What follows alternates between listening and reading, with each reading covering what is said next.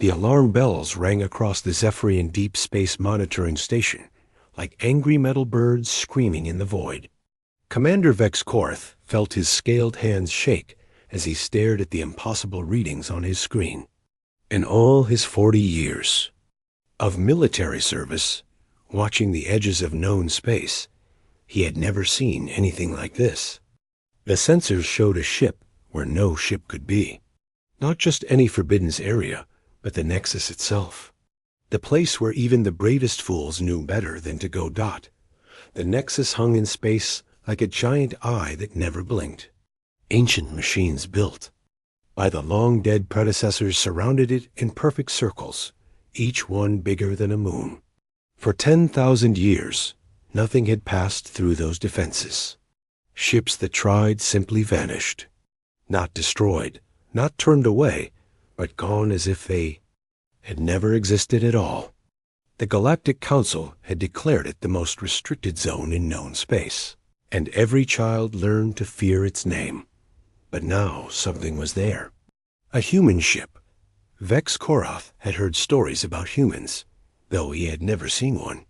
They were a new species, barely discovered a few cycles ago on the far edge of Spiral Arm 7. Young and primitive, the report said, still fighting wars on their home planet. No faster-than-light travel worth mentioning.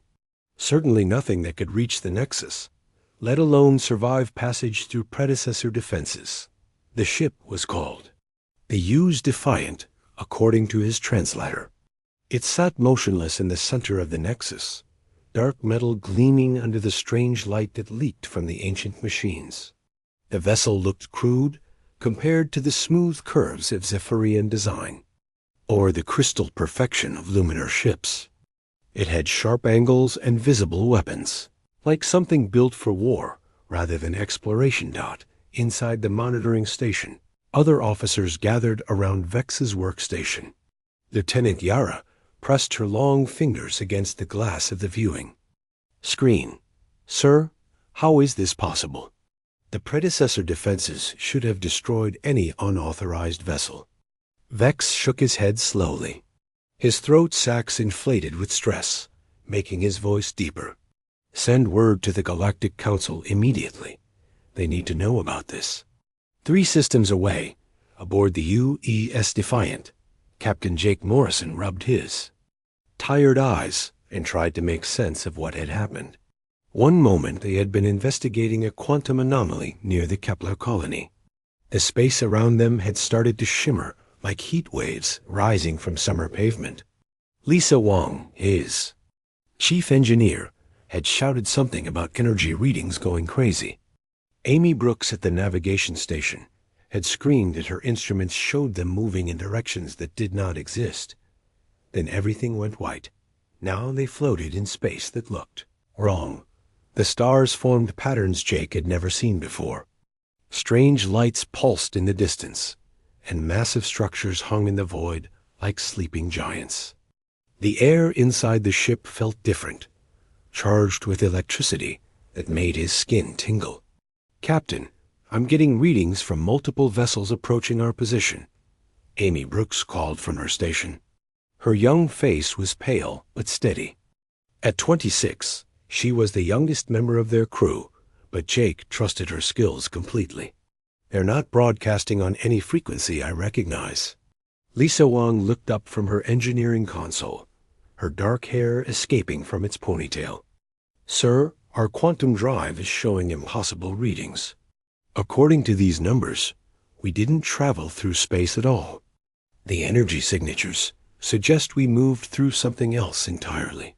Dr. Pete Carter, their medical officer and xenobiologist, studied the external cameras with fascination rather than fear. "Captain, those structures out there, they're not natural formations. Someone built them, and whoever it was had technology far beyond anything in our databases." Jake nodded and activated the ship's communication system. "All hands, this is the captain. We appear to have encountered some kind of spatial phenomenon that has transported us to an unknown location. Our position is secure for now, but we are No longer in familiar space. All departments report status immediately. The reports came back quickly. No injuries, no damage to ship systems, but their position was completely unknown. The navigation computer could not match any nearby stars to known charts. They were lost, possibly farther from home than any human had ever been. Dr. Carter continued studying the alien structures through the ship's telescopes. Captain, I'm detecting multiple vessels approaching our position. Different designs, probably. Different species. This might be our first real contact with an advanced alien civilization. Jake felt his stomach tighten. First contact protocols existed, but they assumed meeting aliens near human space, with backup and support nearby. Not alone in strange space, surrounded by unknown forces with technology that could build structures the size of moons. Lisa, what's our weapons status? All systems operational, but Captain. She paused, studying her readings.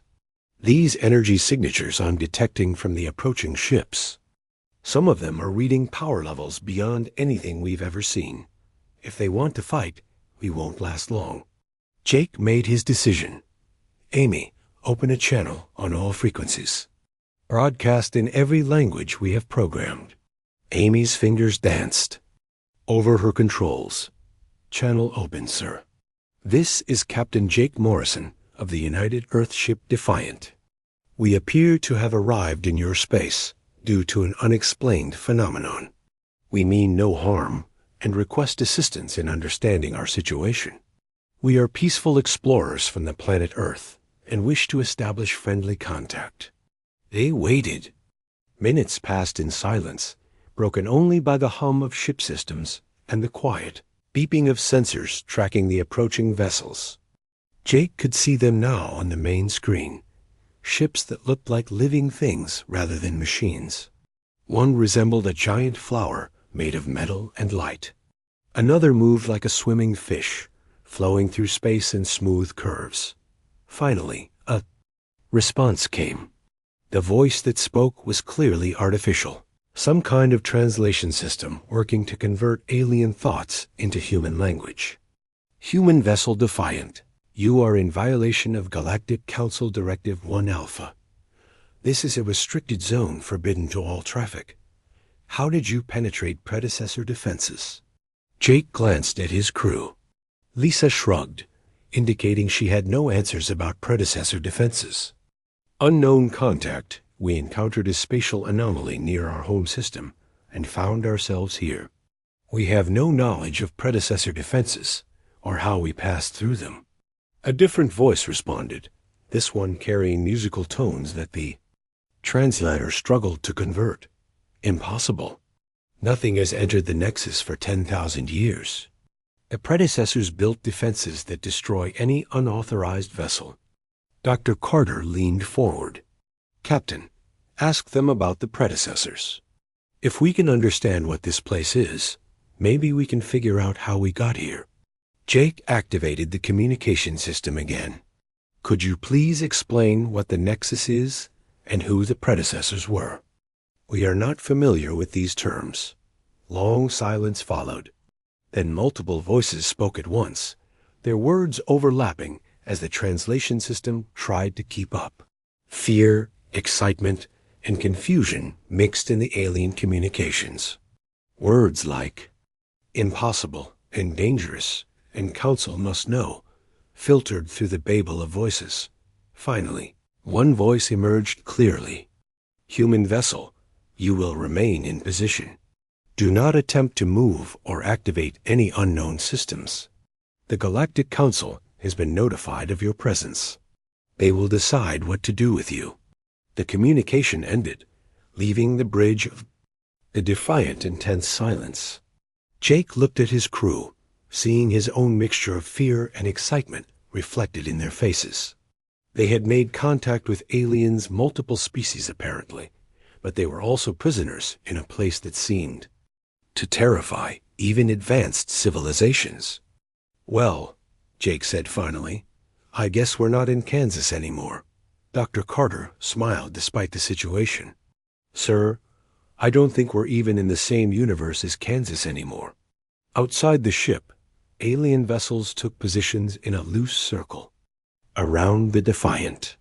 They kept their distance, but made it clear that the human ship was not free to leave. Jake could see weapon systems on some of the alien vessels, strange designs that probably worked on principles human science had never discovered. Lisa Wong studied her engineering displays with growing fascination. "Captain, I'm detecting energy. Patterns from those ships that don't match anything in our physics textbooks. Whatever technology they're using, it's far beyond our current understanding." Amy Brooks monitored the alien vessel's positions and movements. "They're maintaining a perfect formation, sir. No random drift, no course corrections.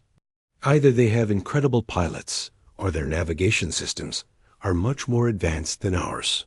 Dr. Carter continued his observations of the surrounding structures. "Those predecessor machines are still active after 10,000 years. The engineering required to build something that lasts that long in the vacuum of space. It suggests a level of technological development that might be beyond anything the current alien species have achieved." Jake nodded, filing away each piece of information. They were clearly in over their heads, but that had never stopped humans before. "All right, people, we're in unknown territory with unknown rules. Our job is to learn everything we can, stay alive, and find a way home. Until we know more about our situation, we play this carefully." The emergency session of the Galactic Council convened aboard Haven Prime, a massive space station that served as neutral ground for the 7 major species. The station rotated slowly in space, its multiple sections designed to accommodate the different environmental needs of its diverse population. In the Great Assembly Hall, representatives from across known space gathered to discuss the impossible event that had shaken their understanding of reality itself. Representative Thizes of the Mindari glided into the chamber, her translucent form shimmering with the nervous energy that all telepathic species displayed when agitated. The Mindari could read thoughts and emotions across vast distances, and Thizes had been broadcasting waves of concern since the human ship appeared in the Nexus. Her large, dark eyes reflected the worry that gripped her entire species. "Fellow representatives, we face a crisis that threatens the very foundation of galactic security. A primitive species has somehow bypassed defenses that have protected us for 10 millennia. Hive Queen Zack of the insectoid Korth clicked her mandibles. In agreement. Her massive form dominated one section of the chamber, while hundreds of her smaller drone offspring scurried around her, carrying messages and maintaining her equipment.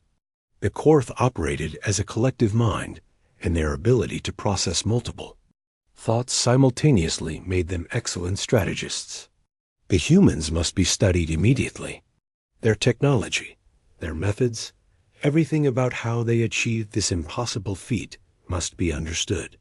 If they can breach predecessor defenses, they pose a threat to every species in the galaxy. From the environmental chamber filled with rich soil and flowing water, Keeper Nolan of the Sylvani spoke in the deep, resonant voice that came from beings who had evolved from plant life.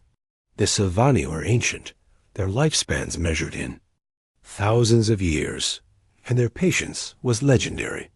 Thick vines and branches formed his basic structure, while leaves that changed color with his emotions rustled softly. Patience, young ones. In my 3,000 years, I have learned that what appears threatening may simply be different. These humans arrived without warning, yes, but they have made no aggressive moves. They responded to our contact with words of peace. Admiral Krex of the Saurid Empire stood on his powerful legs, his reptilian features displaying the barely controlled aggression that defined his species.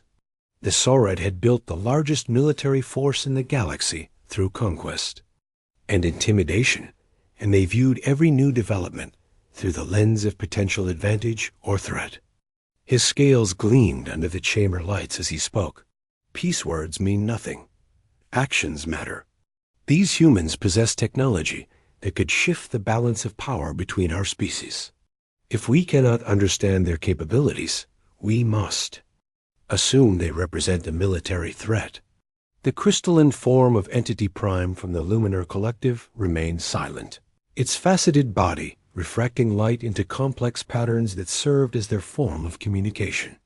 The Luminar existed as pure energy contained within crystal matrices, and their understanding of physics surpassed all other species. Their silence was unusual, as they typically provided scientific analysis during council sessions. High Commander Zolt of the Aquari delegation moved restlessly in his water-filled environment suit. The Aquari had evolved in the deep oceans of their homeworld, and their fluid grace made them excellent pilots and navigators. We should focus on the practical questions. How did they reach the Nexus?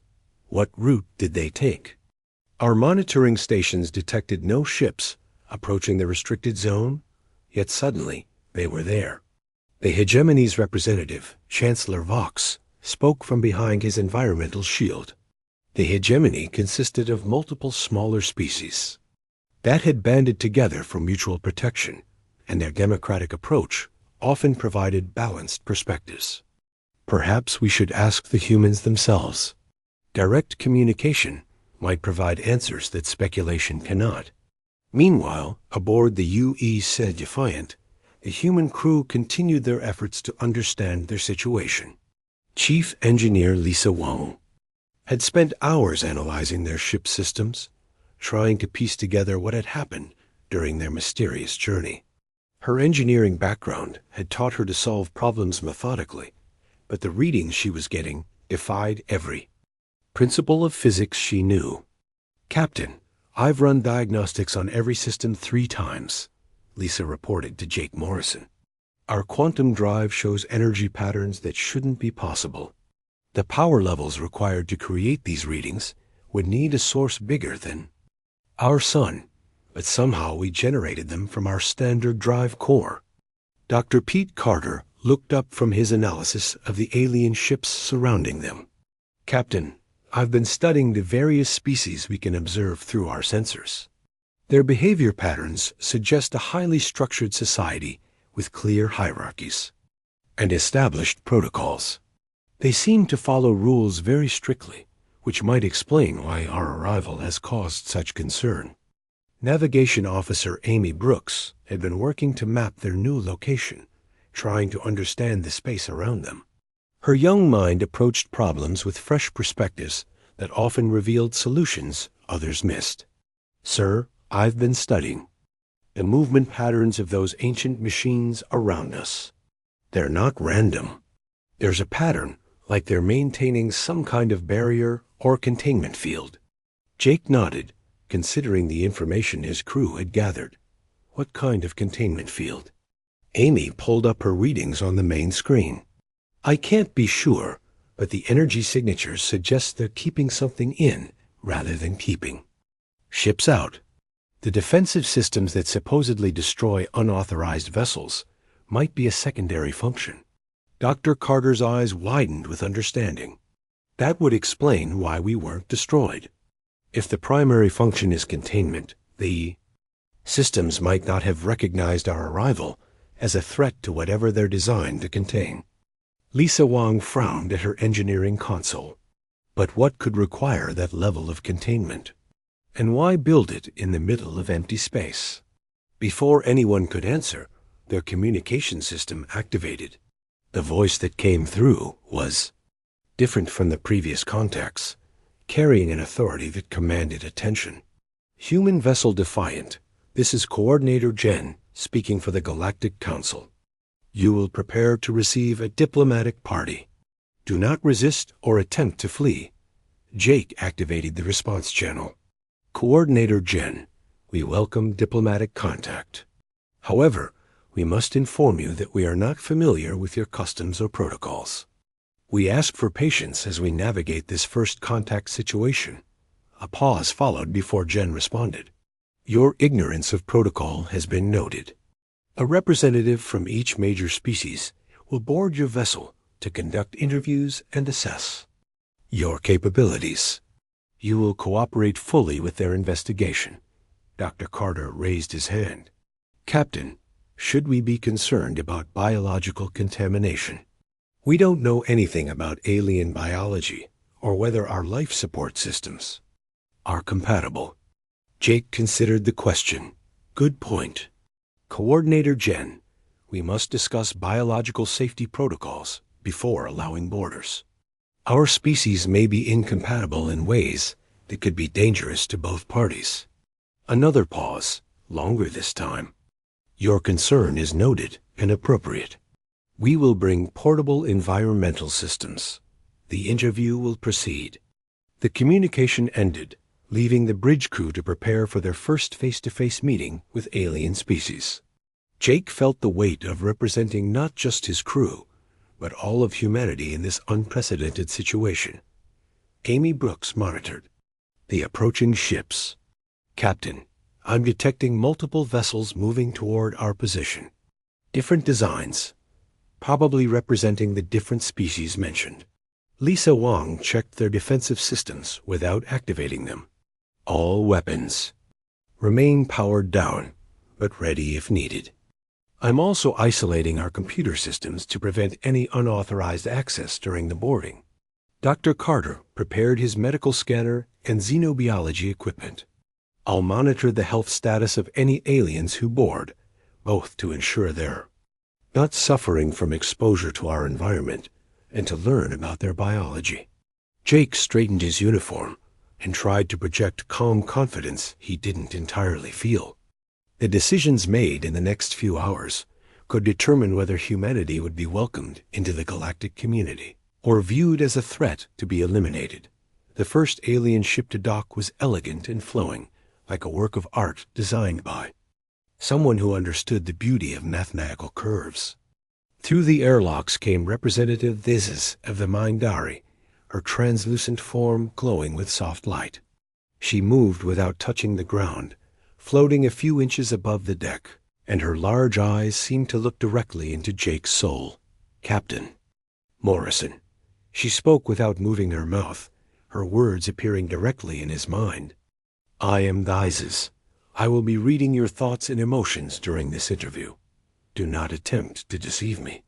Jake felt a chill run down his spine, but maintained his composure.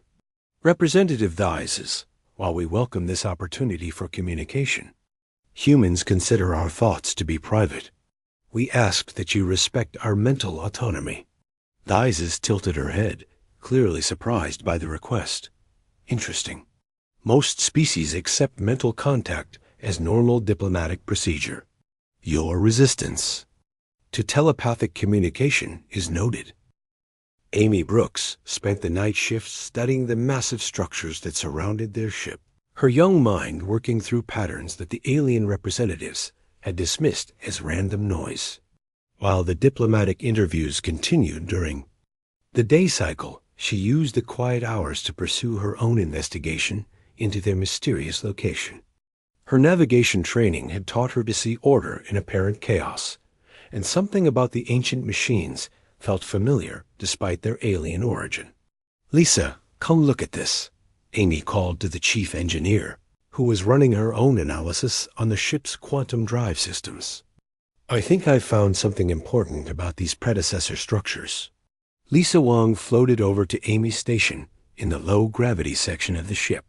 Her engineering background made her appreciate the incredible construction they could observe through their sensors. But she had been too focused on their own ship's impossible readings to study the external structures carefully. What did you find? Amy highlighted sections of her sensor data on the main display. Look at the energy patterns flowing between these machines. They're not just defensive systems. They're processing something, like a massive computer network. Lisa studied the readings with growing excitement. You're right. These energy flows look like data transfers, but on a scale I've never seen before. The information processing capacity of this network would be beyond anything we could build on Earth. Dr. Pete Carter joined them, carrying a cup of coffee and looking tired from his own research into alien biology. "What are you two working on?" "I thought I heard something about a computer network." Amy explained her findings while Lisa pulled up additional sensor data. "We think the Nexus isn't just a restricted zone. It's some kind of massive information storage and processing system built by the predecessors." Dr. Carter's fatigue vanished as he grasped the implications. "A library. You think the predecessors built a galactic library here?" "More than that," Lisa said, her fingers dancing over the engineering controls. "Based on these power readings, this system has been active for the entire 10,000 years since the predecessors disappeared. It's been collecting, storing, and processing information this whole time." Amy nodded enthusiastically. "And here's the really interesting part. The defensive systems that supposedly destroy unauthorized ships. I think they're not defensive at all. They're scanning systems designed to read and record everything about visitors before sending them somewhere else." Dr. Carter sat down heavily in the nearest chair. "You're saying the ships that tried to enter the Nexus weren't destroyed. They were recorded and then transported elsewhere." "It would explain why there's never been any debris," Lisa added, "and why our arrival here seemed to surprise everyone. We're the first ones to actually stay in the Nexus instead of being scanned and sent away." Amy brought up her navigation data. "But why were we allowed to stay? What's different about us? Or our ship?" The three humans worked through the night, combining their different areas of expertise to unlock the secrets of the ancient system surrounding them. Dr. Carter's knowledge of biological patterns helped them understand how the predecessor machines might have categorized different forms of life. Lisa's engineering background revealed the incredible sophistication of technology that could operate flawlessly for 10 millennia. Amy's spatial awareness allowed her to map the three-dimensional relationships between the various components of the vast network. By morning, they had developed a theory that would change everything the galactic community thought they knew about the Nexus. Captain Jake Morrison listened to their report with growing amazement and concern. "So you're telling me that every species that has tried to enter this zone for the past 10,000 years has been recorded and transported somewhere else, and we're the first ones to actually remain here?" "That's our best interpretation of the data," Amy confirmed. "But Captain, there's more. The information stored in this network. If we could access it, we might be looking at 10,000 years of galactic history, plus whatever the predecessors recorded before they disappeared." Lisa added her own findings. "Sir, the quantum signatures I've been detecting from our drive system, they match some of the background energy patterns in the Nexus. I think our arrival here wasn't an accident. Something about our drive technology resonated with the predecessor systems." Dr. Carter leaned forward with excitement. "Captain, this could be the greatest discovery in galactic history. A repository of knowledge from dozens of civilizations, possibly including the predecessors themselves." Jake felt the weight of decision on his shoulders. The alien representatives were growing impatient with the humans' inability to explain their presence, and tensions between the different species seemed to be increasing. But if his crew was right about the nature of the Nexus, they were sitting on information that could benefit everyone. "Can we access this network safely?" Jake asked. Lisa considered the question carefully. "The systems have been designed to scan and record, not to communicate. But if we could establish some kind of interface, we might be able to query the database." Amy looked up from her navigation console with sudden excitement. "Captain, I'm detecting movement in the outer sections of the network. Some of the machines are changing position for the first time since we've been here." Dr. Carter checked his biological scanners. "I'm picking up energy signatures that don't match anything we've seen before. Something's happening out there." Jake activated the ship's communication system to contact their alien watchers. "Coordinator Jen, we're detecting unusual activity in the predecessor machines. Are your sensors showing the same readings?" The response came quickly filled with barely controlled panic. Human vessel. All ships are moving to maximum safe distance. The Nexus is activating systems that have been dormant for millennia. What did you do? We haven't done anything, Jake replied. We've been studying the structures around us, trying to understand their purpose. A different voice cut into the communication, carrying the authority of High Commander Zolt of the Aquari. Captain Morrison, our deep space monitoring stations are detecting similar energy signatures appearing in other parts of the galaxy. Whatever is happening at the Nexus, it's spreading. Lisa Wang's face went pale as she studied her readings. Captain, the quantum signatures that brought us here, they're appearing at multiple locations across known space. It's like the network is reaching out to other systems. Amy Brooks tracked the movements of the ancient machines with growing concern. Sir, they're not just changing position randomly. They're forming new patterns, like they're preparing for something. Dr. Carter monitored the biological scanners, watching for any signs of life in the ancient structures. Captain, I'm detecting what might be biosignatures in some of the larger machines. Not life as we know it, but organized patterns that suggest some form of consciousness. Jake made a decision that would echo across the galaxy. Lisa, can you establish a communication link with the predecessor network? I can try, but sir, if these systems have been waiting for someone to communicate with them for 10,000 years, we might be opening something we can't control. Do it, Jake ordered. If the network is already activating, we need to understand what it wants. Lisa worked quickly, using her understanding of the quantum signatures to establish a connection between their ship's computers and the ancient network. The process was unlike anything in human technology, requiring her to think in patterns that defied conventional engineering logic. The connection established with a sensation that every human on the ship could feel, like a gentle touch on the back of their minds. Through the link came information, not in words or images, but in pure understanding that bypassed language entirely. The predecessors had not disappeared. They had evolved beyond physical form, becoming part of the network they had built. For 10,000 years, they had waited for a species capable of joining them in their quest to preserve knowledge and protect the galaxy from an ancient threat. The threat was real, something from beyond the galaxy that consumed not just matter and energy, but existence itself. The predecessors called them the Devourers, entities that fed on stagnation and predictability. The rigid patterns of galactic civilization had created perfect feeding grounds for these cosmic predators, but humans were different. Their chaotic nature, their tendency toward innovation and unpredictability, made them naturally resistant. The Devourers' influence. More importantly, humans could teach other species to break free from the patterns that made them vulnerable.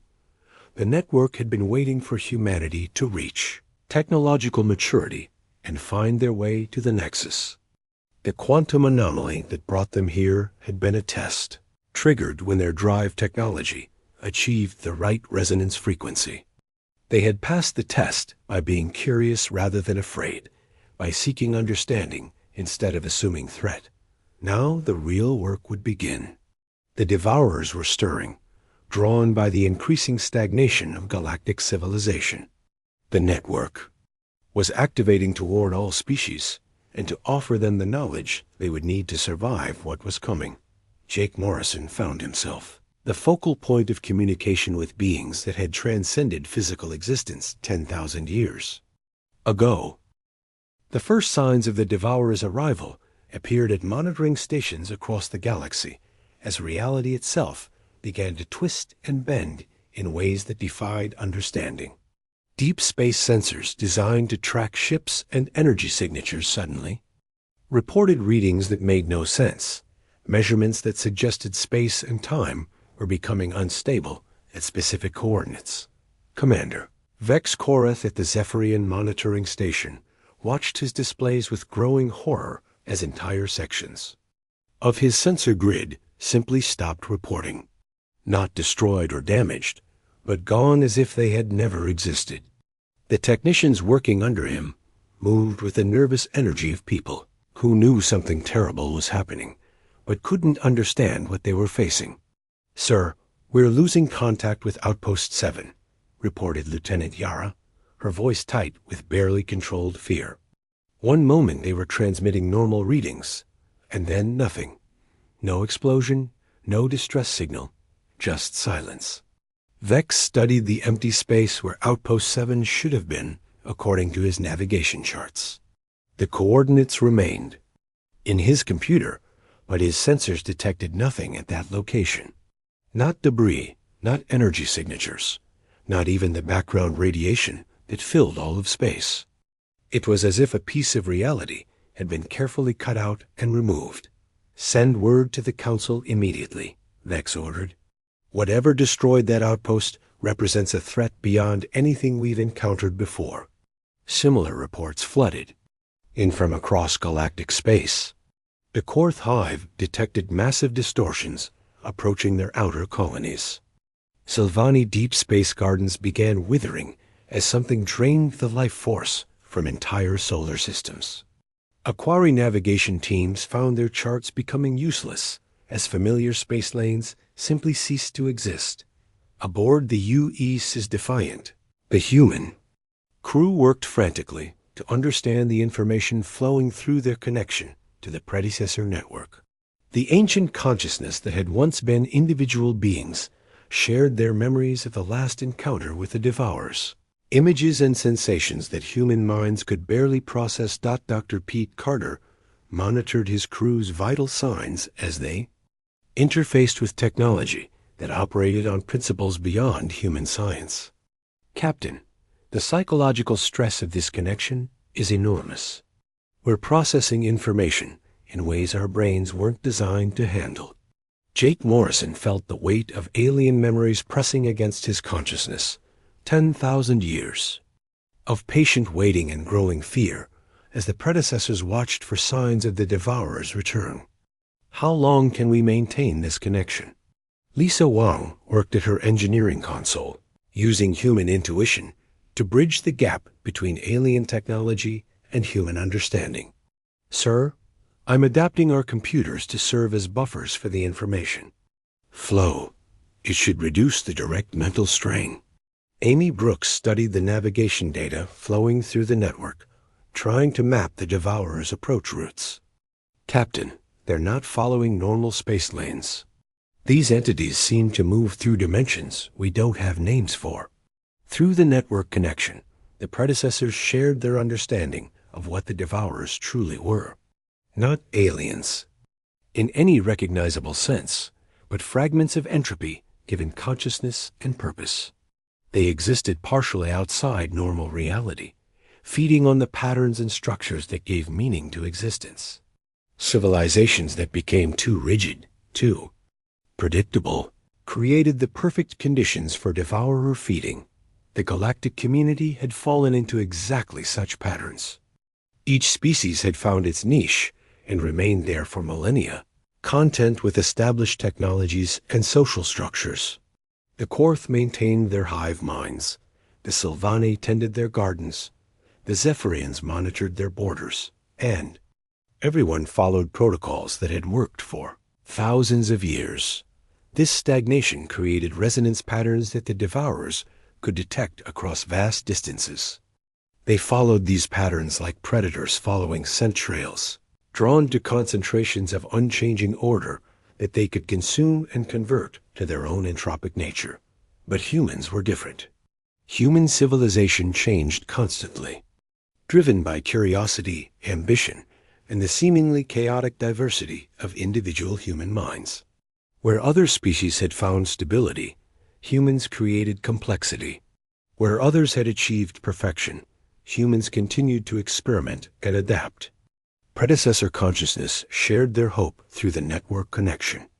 Humanity's natural resistance to stagnation could serve as a seed for change throughout the galaxy, but only if they could convince other species to abandon their comfortable patterns and embrace the uncertainty of growth. Captain Morrison felt the urgency of the situation as reports continued to arrive from across the galaxy. How do we fight something that exists outside normal reality?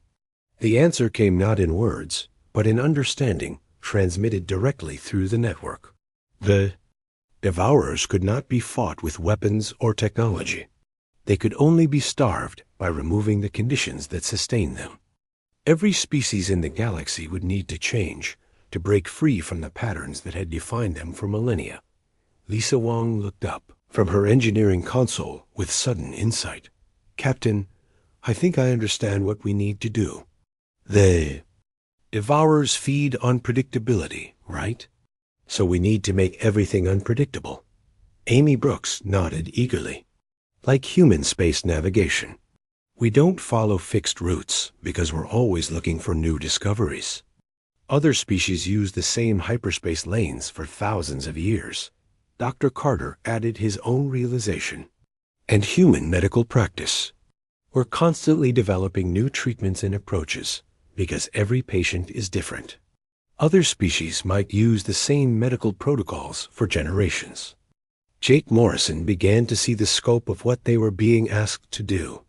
We need to teach an entire galaxy how to think like humans. The predecessor network pulsed with agreement and shared tactical information about the approaching threat. The Devourers traveled in groups, each one capable of consuming entire star systems by converting organized matter and energy into chaotic entropy. They moved by creating tiers in reality itself, stepping between dimensions to bypass normal space. Their feeding process was insidious rather than violent. Systems touched by Devourers didn't explode or burn. They simply became less real over time. Stars would continue to shine, but their light would carry no warmth. Planets would orbit in their proper paths, but support no life. Civilizations would continue their daily routines while gradually losing the capacity for original thought or creative action. The process was already beginning in the outer regions of galactic space. Monitoring stations reported that their personnel were becoming increasingly lethargic and unresponsive. Ships followed their programmed routes, but crew members showed no initiative or curiosity about their missions. Entire colonies continued their assigned functions while losing the spark that made them truly alive. Jake Morrison realized that time was running out faster than anyone had anticipated. "Can we communicate with the Galactic Council through this network?" The predecessor consciousness responded by extending their communication capabilities to include the Council's emergency frequencies. Suddenly, the voices of alien representatives filled the Defiance Bridge, all speaking at once in a babel of fear and confusion. The Mindari report widespread telepathic interference in the outer colonies. Came the voice of Representative Isis. "Our people are losing the ability to share thoughts and emotions." Hive Queen Zek's communication carried notes of desperation. "Entire hive clusters have gone silent. They continue their assigned tasks, but no longer respond to collective guidance." Admiral Krex of the Saurid Empire spoke with barely controlled anger. "3 of our battle fleets have become unresponsive. They maintain formation and follow their last orders, but the crews do not respond to new commands." Jake Morrison took a deep breath and activated his communication link to address the entire Galactic Council. "Representatives of all species, this is Captain Morrison aboard the UES Defiant. We have established communication with the predecessor consciousness, and we understand the nature of the threat you are facing." Silence followed his announcement, broken finally by Coordinator Jen's voice. "Explain what you have learned, human." "Captain, the entities approaching the galaxy feed on stagnation and predictability. Every species that follows unchanging patterns for extended periods becomes vulnerable to their influence. The only defense is to embrace change and unpredictability." Admiral Krex responded with scorn. "Impossible. Military effectiveness requires discipline and adherence to established procedures. Chaos leads to defeat." Jake Morrison felt the weight of trying to explain human nature to beings who had never experienced it. "Admiral, humans have won battles by doing exactly the opposite of what their enemies expected.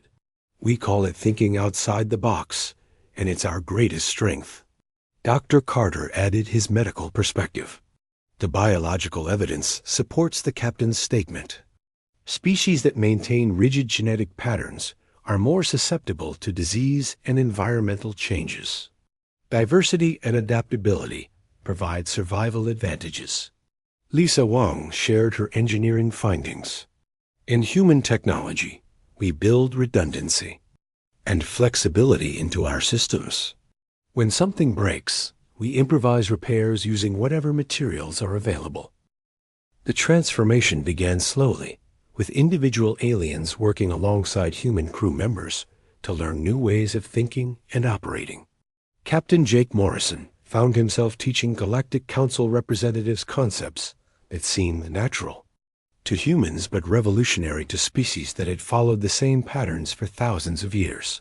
Representative Thais of the Mindari struggled with the human concept of mental privacy, but gradually began to understand how individual thoughts and creativity required protected space to develop. "Your minds work in chaos," she observed during one training session. "But somehow this chaos produces solutions that our ordered thinking cannot achieve." Lisa Wang worked with alien engineers, showing them how human technology succeeded through improvisation rather than perfection.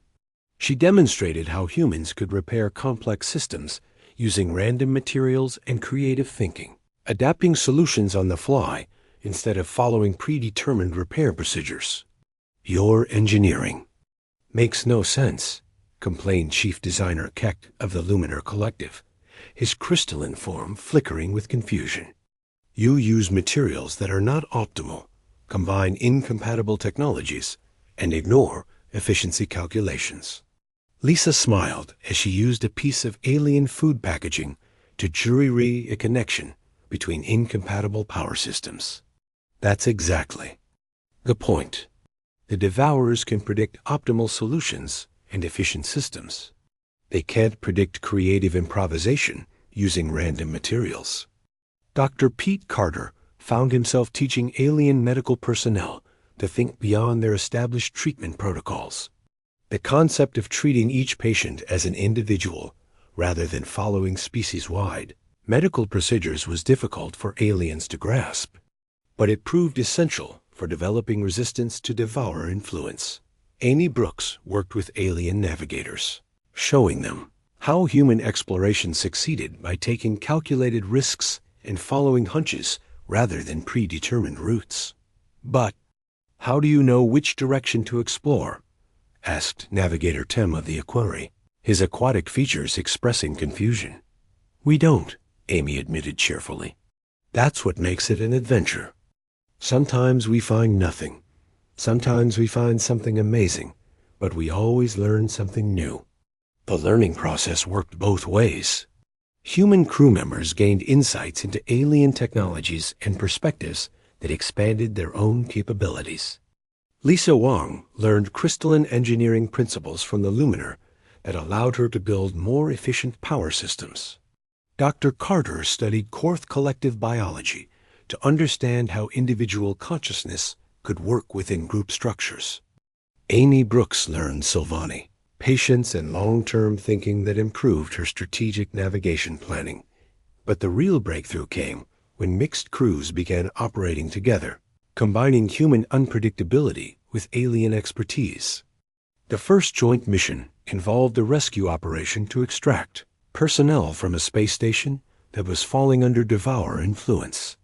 The USS Defiant led a small fleet of alien vessels toward the affected station, but instead of following standard rescue protocols, the mixed crews improvised their approach.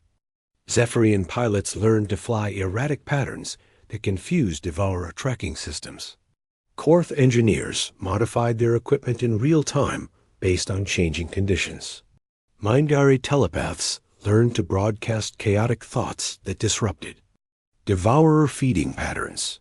The mission succeeded because the Devourers could not predict or counter tactics that the crews themselves were inventing moment by moment. The rescued personnel reported that they had felt their capacity for independent thought returning as soon as the rescue ships arrived, as if the chaotic energy of the mixed crews was contagious. Jake Morrison realized they had discovered the key to fighting the Devourers. "It's not enough for humans to be unpredictable," he explained to the assembled Galactic Council. "We need to teach everyone to embrace their own forms of creativity and adaptation." Admiral Krex of the Saurid Empire had initially resisted the human approach, but his own experiences with mixed crews had changed his perspective. "My warriors trained for generations to follow orders without question," he admitted. "But when they learned to think creatively, they became more effective fighters than I thought possible." Hive Queen Zack faced an even greater challenge, as her species had evolved to think collectively rather than individually. But she discovered that allowing individual drones to develop unique perspectives actually strengthened the hive's problem-solving capabilities. "Chaos within unity," she mused. "It should not work, but it does." The predecessor network provided constant support and guidance, sharing knowledge accumulated over 10,000 years of preparation for this moment. But even the ancient consciousness was learning from humanity's approach to the crisis. "You succeed where we failed," came their communication through the network. "We tried to preserve order by hiding from chaos. You have learned to use chaos as a tool for creating new forms of order." As the campaign against the Devourers expanded, human-led mixed crews developed increasingly creative tactics. They used music to disrupt Devourer feeding patterns, discovered that random art and poetry could break the mental influence of entropic fields, and found that laughter was particularly effective at restoring consciousness to affected individuals. Dr. Carter made a crucial discovery while studying the biological effects of Devourer influence. "Captain, the entities don't just feed on predictable behavior patterns. They feed on despair and hopelessness. When people believe they have no choices, no ability to change their circumstances, they become more vulnerable to Devourer influence." This insight led to a new phase of the resistance. Instead of just fighting the Devourers directly, the Alliance began focusing on inspiring hope and creativity throughout the galaxy. Human storytellers shared tales of adventure and exploration. Human musicians taught alien composers new forms of expression. Human comedians helped alien cultures discover the power of humor to cope with difficult situations. Amy Brooks found herself working with Keeper Nolan of the Sylvani to develop new exploration strategies. "Your people have the patience for long-term observation," she told the ancient tree being. "Combined with human curiosity, we could map regions of space that no one has ever properly explored." The old Sylvani's leaves rustled with what Amy had learned to recognize as excitement. "Yes, young navigator, my people have watched the stars for millennia, but we have not truly looked at them. You have taught us the difference between observation and exploration." Lisa Wang worked with alien engineers to develop hybrid technologies that combined the best of multiple species approaches. These new systems were inherently unpredictable because they incorporated design philosophies that had never been combined before. The turning point came when the Alliance discovered how to turn the Devourer's own nature against them.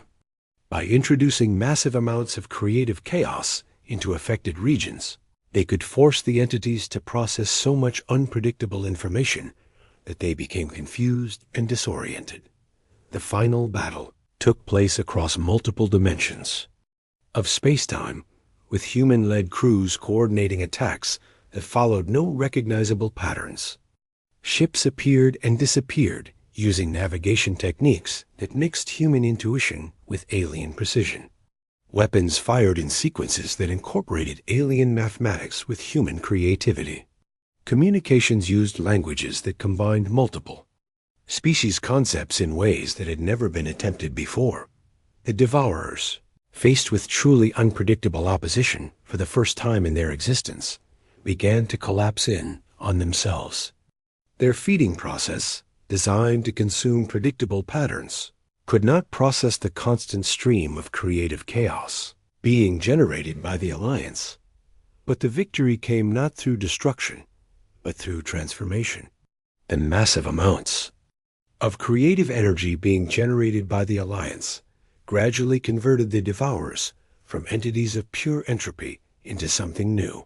Beings that thrived on change and growth rather than stagnation and decay. Make Morrison watch through the network connection as the last of the Devourers completed their transformation. "They're not gone," he reported to the assembled fleet. "They've become something else, something that feeds on creativity and innovation instead of stagnation." The galaxy that emerged from the crisis was fundamentally different from the one that had existed before. The rigid hierarchies and established patterns that had defined galactic civilization for millennia gave way to a new era of cooperation and innovation. The USS Defiant became the flagship of a new galactic exploration service, with mixed crews from all species working together to discover new regions of space and develop new technologies. The rigid protocols of the old Galactic Council were replaced by flexible guidelines that encouraged experimentation and adaptation. Amy Brooks found herself promoted to Director of Galactic Navigation, developing exploration strategies that incorporated the unique strengths of each species. Dr. Carter became the head of the new Institute for Xenobiology and Adaptive Medicine, where alien and human medical knowledge combined to create treatments that could adapt to any form of life. Lisa Wong led the Department of Hybrid Engineering, where the impossible had become routine as engineers from different species learned to combine their technologies in ways that defied conventional understanding.